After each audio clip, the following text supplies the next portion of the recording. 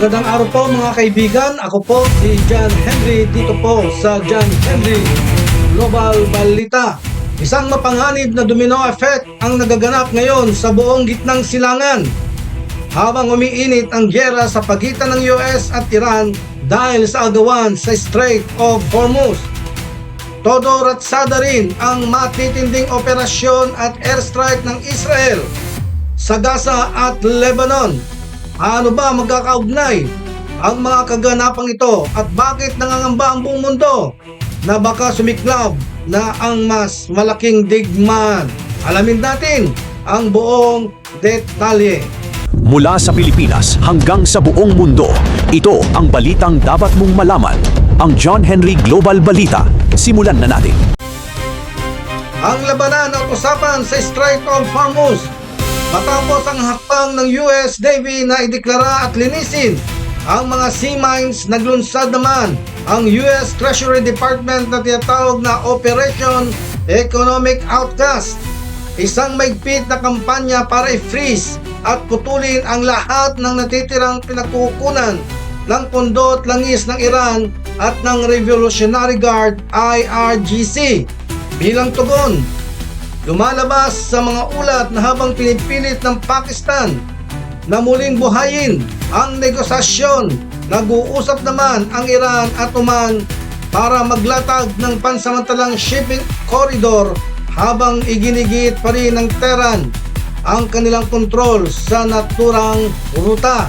Kasabay nito mga kaibigan, ng tensyon sa karagatan ay hindi naman umuhupa ang mga operasyon ng Israel sa iba't ibang fronts. Sa Gaza patuloy ang mga ulat ng United Nations at mga ahensya na higit sa 94% ng mga residente ang nangangailangan ng masisilungan sa gitna ng patuloy na mga airstrike at operasyon. Samantala sa Hilaga, mainit pa rin ang bakbakan at patuloy ang mga timulasyon at sagupaan sa pagitan ng Israel Forces at Hezbollah sa katimugang Lebanon. Malalim ang kaugnayan nito sa hidwaan sa Iran dahil ang Iran ang pangunahing sumusuporta sa mga grupong laban sa Israel sa rehiyon. Mga kaibigan, mga ka-John Henry, narito po ang ating buod sa mahalagang pangyayaring ito. Una, nakita po natin pinipilit ng US na supinin ang ekonomiya at militar ng Iran sa pamamagitan ng naval blockade at matitinding sanksyon.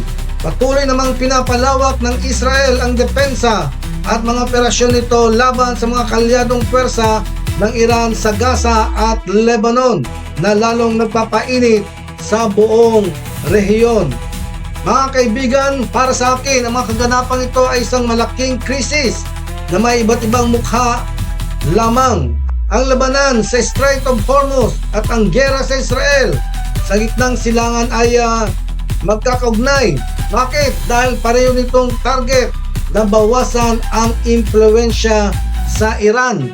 Ngunit ang nakakatakot dito mga kaibigan, kapag hindi napag-ingatan ng mga leader na ito ang kanilang mga hakbang, hindi lamang ekonomiya ng bawat bansa masisira, kundi maaari nitong atakin ang buong mundo sa isang hindi mapipigilang pandaigdigang digmaan.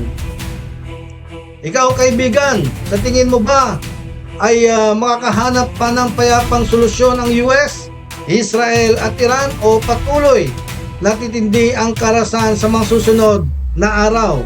I-comment na ang iyong opinion sa ibaba. Muli po, maraming salamat. Ako po si John Henry dito po sa John Henry Global Balita.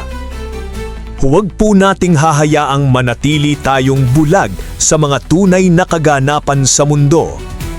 Kung nagustuhan ninyo ang ating mapanuring pagsusuri ngayon, huwag kalimutang i-like at i-share ang video na ito para mas marami pa tayong mga kababayan na mamulat.